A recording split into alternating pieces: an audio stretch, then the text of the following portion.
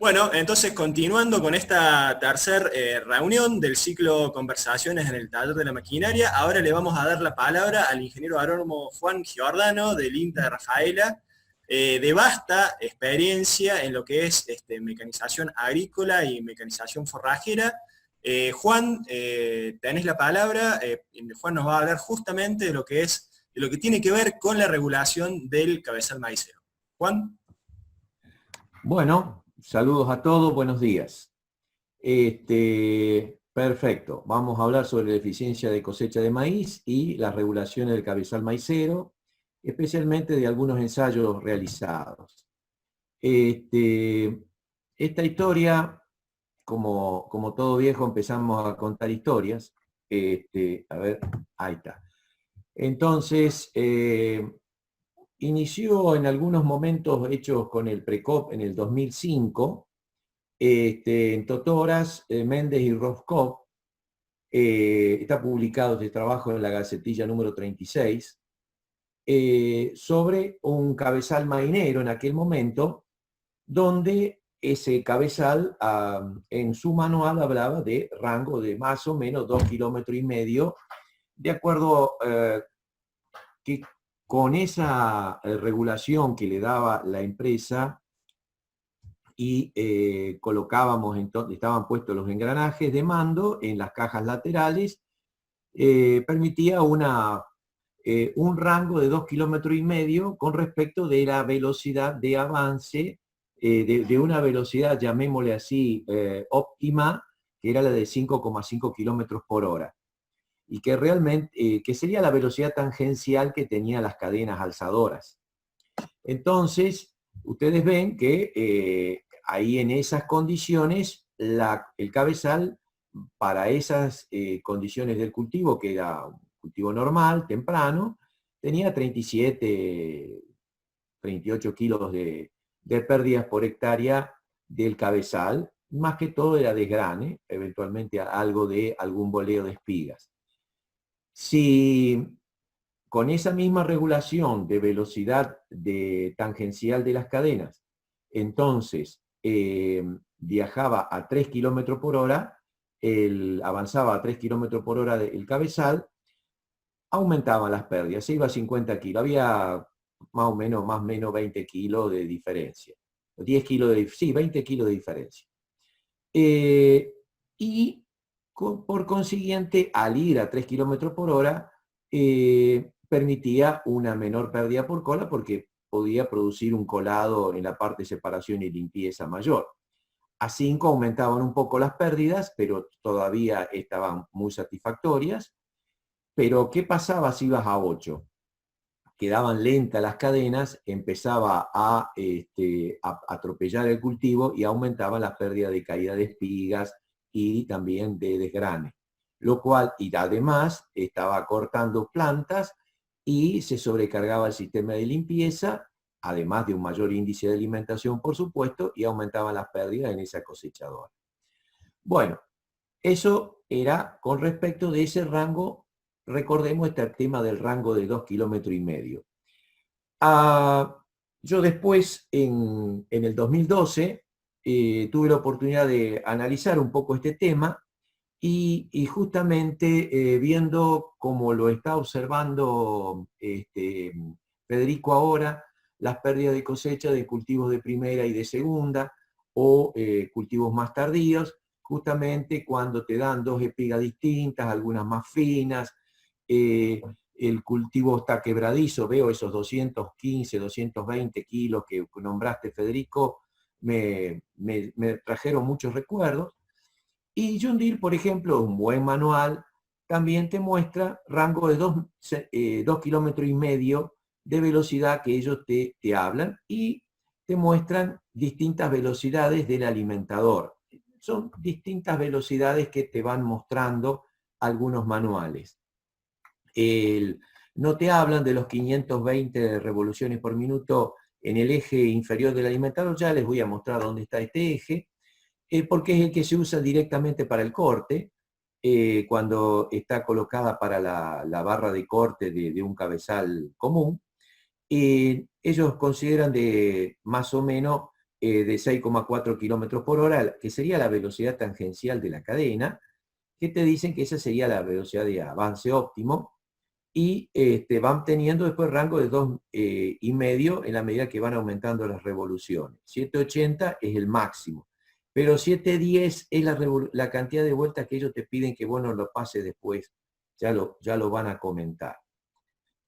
La cuestión es que yo quería ver un poquito ese tema y no consideraba, de acuerdo a lo que estuve viendo ahí en el 2012, que tenía que ser algo más fino, digamos, la diferencia, 2,5 kilómetros para arriba y para abajo de diferencia entre las velocidades era demasiado. Y se sale de rango, digamos.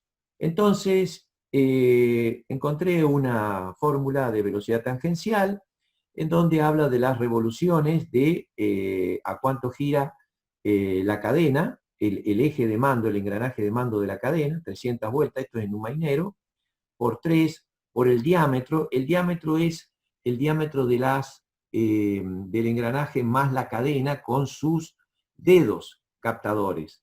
Entonces, ese diámetro está en 160 milímetros. Y luego el resto es para formar armar la fórmula por 2pi, y 3,6 es para llevarlo a kilómetros por hora. Entonces, si tenemos 300 revoluciones en el engranaje de mando, vamos a estar en 6 kilómetros por hora. Eso quiere decir que la velocidad de la cadena a 6 kilómetros, la velocidad tangencial de la cadena a 6 kilómetros por hora sería más o menos la óptima para la velocidad de avance. A lo cual,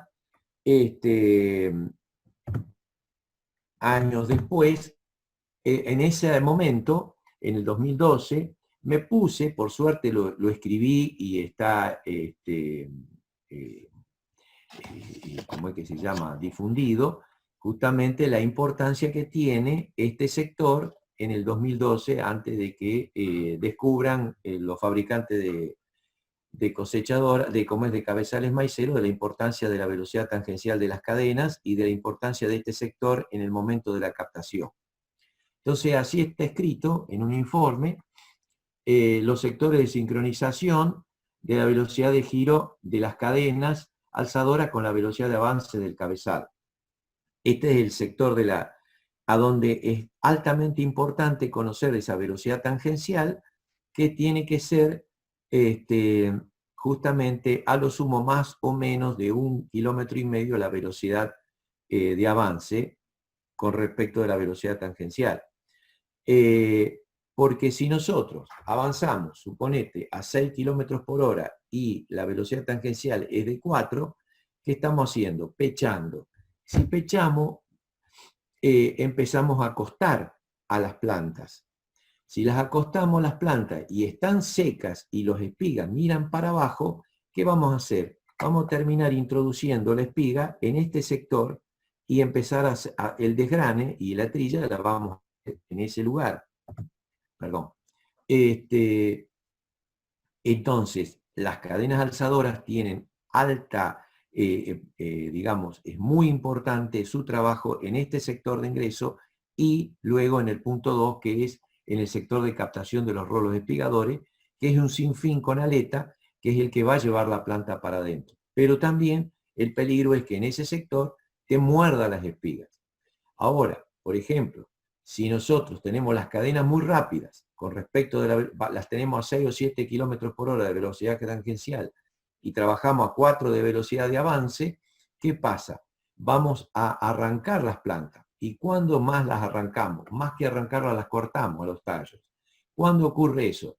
Cuando están muy secos. Entonces, justamente, están muy secos, caídos, tenemos las cadenas muy rápidas y avanzamos despacio porque el cultivo no está bueno. Entonces, cuando salimos de rango, hasta 1,5 kilómetros de diferencia te lo va a aceptar, más tenés problemas. De esto ya lo habló perfectamente Federico y lo mostró bárbaro, tiene muy buenos elementos.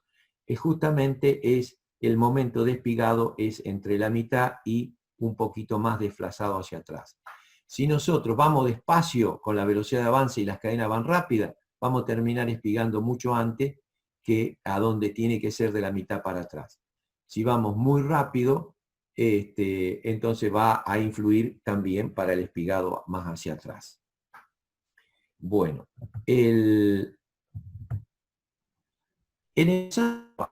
ya en 2018, tuve la oportunidad de trabajar con una John Deere que le habíamos hecho de rolo acelerador, los cóncavos de trilla inicial, hasta con cóncavos con posición oblicua, los cóncavos de separación y el pateador trasero también con mayor área de colado. O sea, se había hecho, yo fui para hacer un ensayo de esto acá y de todos estos elementos y ver en maíz el comportamiento.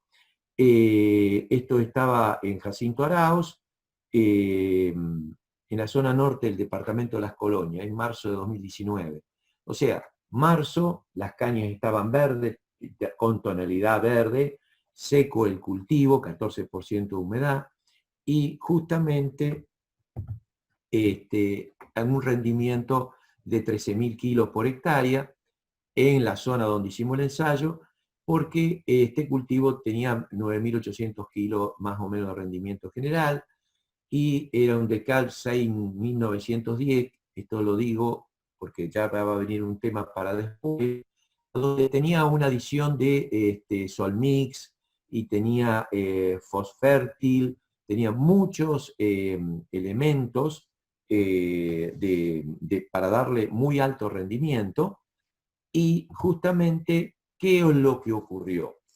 En ese lote, con muy buenas condiciones de humedad, había llovido en noviembre, 200 milímetros más de la media, y en enero 100 milímetros más de la media en el área, con alta humedad. Entonces, en el suelo, las temperaturas fueron de 28 a 35 grados durante 17 días seguidos en el mes de enero, donde empieza a espigar. Entonces, creció muy alto y apareció el problema fisiológico Core Green Snap, que es el doblado quebrado de las plantas en ciertos manchones. Y además coincidió con vientos de más de 30 kilómetros por hora, 40 kilómetros por hora, a mediados del mes de enero, y eso hizo que las plantas tuvieran un crecimiento así inclinados o se hubieran doblado por un exceso de crecimiento. Entonces, temperatura, crecimiento, alto crecimiento, produjo esto. Y no quiere decir que todo el lote estaba así, pero sí por manchones mostraban este tipo de comportamiento. Bien, y aquí entonces yo llego para analizar esto. El productor ya había preparado la cosechadora con un cambio en los engranajes laterales para darle la mayor velocidad de avance el año anterior, porque con esto él podía avanzar mucho más rápido de lo que hacía antes. Ya vamos a hablar de esa relación de engranajes de las cajas laterales. Y a 9 kilómetros, entonces la velocidad de avance tangencial de las cadenas alzadoras, trabajando a 9 kilómetros por hora de velocidad de avance, y la velocidad tangencial después por cálculo fue de 8 kilómetros por hora, el cultivo se presentaba bastante bien parado, luego el rastrojo se presentaba bien parado.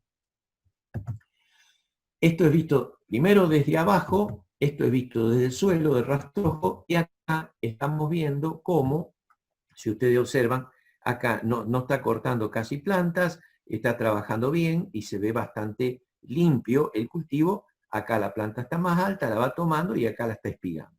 Bueno, hasta ahí vamos bien. Luego, la velocidad de avance se mantuvo, las cadenas alzadoras a 8 kilómetros por hora y seguíamos solo avanzando. Empiezan a aparecer ya muchas más tallos inclinados y empiezan a sobrecargarse de plantas y los empiezan a cortar a las plantas. ¿Cierto? Empieza a cortar los tallos por arriba de la espiga porque empieza como a pecharlos y a arrancarlos. Seguimos. Y entonces, ahora, a 13 kilómetros por hora, siempre con las cadenas alzadoras a 8 kilómetros por hora, vemos en el rastrojo cómo quedan inclinadas las plantas, es cierto, los tallos del suelo, y visto desde arriba, aumenta muchísimo la cantidad de tallos, de cortados y la acumulación de material que va a ser luego ingresada a la cosechadora. De esa manera, entonces, uno empieza a analizar, empecé a analizar de que así no podíamos ver la capacidad de trabajo de la máquina. Entonces, porque estábamos aumentando el problema del ingreso de material. Y además habían aumentado las pérdidas. Fíjense en ustedes, de esta forma, siempre con las cadenas alzadoras, con velocidad tangencial de 8 kilómetros por hora, cómo iba desfasándose con el aumento de la velocidad de avance, aumentaban las pérdidas. Y en la cola iban también, por supuesto, aumentando las pérdidas por cola, lo que hace a las pérdidas totales. Luego, entonces, como esta cosechadora, aleluya, tenía un sistema de variador de velocidad de avance, esto me permitía a mí jugar con la gama con el variador. Muy bien, ya vamos a ir a esto. Por este otro lado, le quiero decir de que esta es la caja lateral en donde se pueden cambiar el conductor, se cambia uno de los dos engranajes o se invierte. En este caso se puso la de 30 adelante en la conducida y el conductor era de 33. Aumentamos las revoluciones un 10% y entonces ya vamos a ver qué pasó acá con esto más el variador. Este es el eje, acá abajo hay un eje inferior del acarreador, que esta es la caja inversora para destrabar el acarreador o la plataforma, y acá está el variador, ¿cierto? Y este es el eje de mando que sale de un lado y del otro del acarreador para darle mando de ambos lados donde van a impactar sobre estas dos cajas.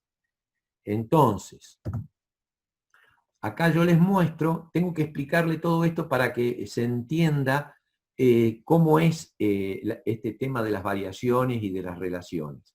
Entonces, aquí le damos el mando, acá están las dos cajas laterales que mostraba la foto verde hace un ratito, y este es un eje, un dibujo cinemático donde muestra todos los elementos en movimiento y que generan fuerza de tracción al final. Acá de los rolos y esta de las cadenas están por separado para que se vean las cosas. Esta es una caja, tomé una foto de una caja que la busqué en internet para mostrar sus partes. Este es el eje de mando que justamente John Deere te pide de que vos no bases las 715 revoluciones como máximo de este eje que une a todas las cajas. Entonces, cuando acá está con la relación de multiplicación que le dio el productor y que nosotros entonces comenzamos a hacer variaciones en la velocidad. Con 520, que era la mínima, 8,2 era la velocidad tangencial. Acá está la fórmula para el cálculo de ir saltando al eje de la caja explicadora, que es este eje de entrada, y entonces con esta relación de 17-25, que es 17 acá, 25 acá, para generar una reducción, estas las cadenas alzadoras, este es el eje entonces con la salida, utilizando esta fórmula, me va a dar la velocidad, las revoluciones de este eje, de las cadenas alzadoras, y finalmente, con la fórmula velocidad tangencial, donde el diámetro es también 16 centímetros, y estas son las revoluciones de entrada, estas acá, me va a dar los 8,2, los 10 o los 12 kilómetros por hora de las cadenas. Acá está el diámetro, la foto donde se toma el diámetro. Bueno, entonces, ¿qué hicimos? Buscamos, justamente, pensando en ese 1,5 kilómetros más menos, que me da el rango de posibilidad de trabajo de esos 3 kilómetros totales, lo ubicamos a 650 revoluciones. Ya van a ver qué es 650 revoluciones y por qué. Eso me permite trabajar a 10,4 de velocidad tangencial. Por lo tanto, estoy perfectamente dentro de los 9 o 13 kilómetros por hora de velocidad de avance. ¿Se dan cuenta? Y entonces, y no me paso de las 715 revoluciones que me pide acá en la entrada de la caja como protección de la vida útil de esta caja.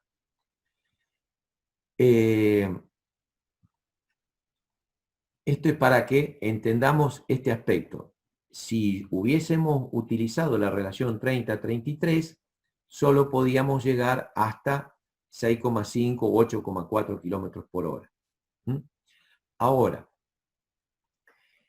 le comento algo más respecto del consumo de potencia que estuvimos averiguando. La gente de Maízco me comentó que 6,8 HP es el consumo de potencia que ellos midieron. No me lo pasó en papeles, sí fue en forma verbal, y que 6 kilómetros por hora es cuando utilizas, la planta está más seca, y 8 cuando vas a mayor velocidad y con la planta bastante más húmeda, digamos, cuando el tallo está más firme. También puede aumentar más la potencia en el caso de que cuando hacemos cultivos húmedos, totalmente verdes, como para 30% de humedad en el grano, o con menor potencia cuando está mucho más reseco y vamos más despacio. Entonces, en ese es el juego, pero para este ensayo podemos calcular que estábamos cerca de los 96 HP con 8 HP por, en las condiciones y a la velocidad de 11 kilómetros por hora que estuvimos avanzando para 12 líneas. Faltaría considerar más o menos que estaría entre 100 y 110 HP, considerando el consumo de potencia de este sinfín que se tiene que tragar todas las espigas y también tiene que acarrear mucha paja de por medio. Entonces, eso también tiene una relación que ver con la capacidad de trabajo de esa correa variadora. Este es un sistema variador para que ustedes vean qué pasa cuando vos vas a 520 vueltas, que tenés, es el conductor y este es el conducido, que tiene menos superficie. De la misma forma, cuando uno lo pone al máximo 780, el conductor es de mayor diámetro y el conducido, que es el que va a recibir primero los primeros tirones, tiene menor superficie de contacto de esa polea. O casualidad, a 630 era donde estábamos protegidos y justamente era la condición de mayor capacidad de trabajo de esta correa. Entonces, y 630 también es actualmente cuando uno no compra esta cosechadora con el variador y lo compra con el sistema de 3 correas, también viene con un sistema de 3 correas, fijas y unidas por el lomo, es la que después todas las otras variaciones tenés que hacerla cambiando engranaje en el cabezal. Y es la que más te permite soportar ese consumo de potencia justamente de 100-120. Esa máquina, la 9670 de John Deere, le permite ir hasta con cabezal de 16 líneas. Bueno, ahora lo que yo quiero mostrarle es que actualmente ya hay cajas de 7 marchas, que esta es la tolva, acá está el sinfín de la tolva, esta es la cabina de conducción, y este es el piso, digamos, el techo del cielo. Acá está la caja de cambio de 7 marchas y con mandos hidráulicos y refrigeración aceite, que luego baja una correa multi-B unida por el lomo para justamente soportar hasta 16 líneas, lo cual estamos hablando de 160 HP más o menos, 170 HP como máximo de consumo seguramente. Esta caja seguramente más, pero digamos esta correa es la que después, en definitiva, es la que va a calentarse, digamos. Bueno, esto era lo que yo quería comentarles respecto de lo que hace al cabezal, la importancia que tiene justamente entonces la velocidad conocer la velocidad tangencial de las cadenas, y que sabiendo eso uno puede regular mucho mejor y saber cuándo te pasas de rango y solo estar observando entonces, observando directamente a el apertura y cierre de la chapa curerrolo, que es importante manejarla según sea 30, 35, 40 milímetros, según el tamaño de las espigas y el tamaño de los tallos en la zona donde tiene que espigar. Lo importante, que ahora sí puedo decirles, que entonces, al tener reguladas las cadenas a una velocidad tangencial de 10 kilómetros por hora, nos permitió llegar entonces hasta 11, y fíjense en que ya la pérdida por cabezal estaba totalmente controlada, la pérdida por cola también se equilibró porque no se sobrecargaba, a pesar de que ingresaba muchísimo mayor cantidad de material.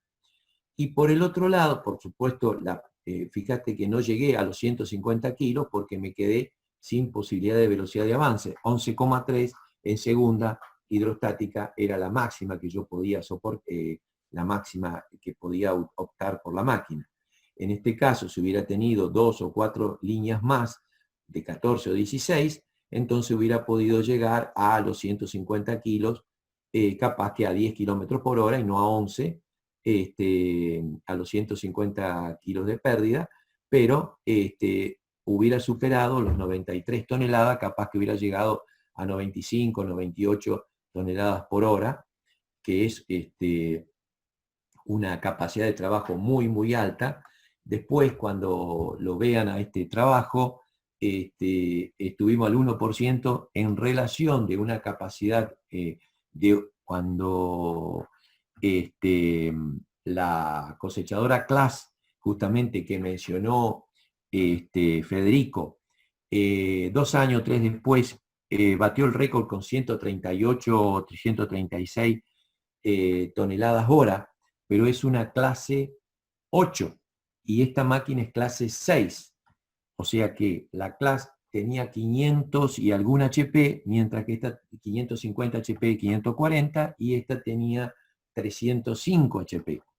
Si vos haces el índice de alimentación dividido los HP, entonces tenés toneladas por hora por HP.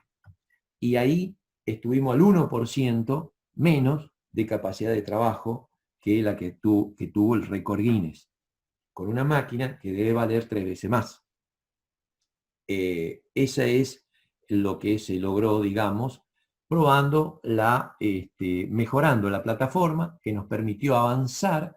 Entonces, mejorando la regulación de la plataforma en un cultivo en muy buenas condiciones, que no está reseco y que te permite trabajar a alta velocidad, que te permite que la resistencia de cómo están agarradas las espigas, que no se produce un espigado ni salta por los tirones, cosa que sí les pasa justamente en los cultivos de segunda o tardíos, que están totalmente resecos, allá por julio o agosto, que es un desastre, tenemos esas graves pérdidas. Podemos mejorarlo trabajando equilibradamente con esa velocidad tangencial y no sobrepasar eso. Entonces, a nosotros nos permitió bajar las pérdidas por cabezal, las pérdidas por cola, un mejor colado, si bien teníamos todo el material posible, todo el colado posible a través de la reforma que le habíamos hecho, y nos permitió llegar a muy buen puerto con una capacidad de trabajo muy, muy alta. Bueno, muchísimas gracias, Juan. La verdad que bastante información para reverla y digerirla nuevamente. A mí me pareció muy, muy interesante todos los datos que diste. La verdad que nunca había escuchado a alguien que encare el tema de regulación del cabezal maicero de esa forma. Bueno, te agradezco mucho tu tiempo. Está todo escrito en un informe, lo está corrigiendo Mario de Simone, la parte técnica, y como es la parte formal, la está corrigiendo un entomólogo ahí en Rafaela, que Bueno, es el que siempre tiene mis informes. Así ya que va a estar seguramente disponible para cuando, todos. cuando esté listo se publicará por los medios de INTA, de INTA Rafaela y del resto de las estaciones experimentales. Sí. Aquí terminamos la grabación de la presentación de Juan y pasamos al módulo de intercambio técnico.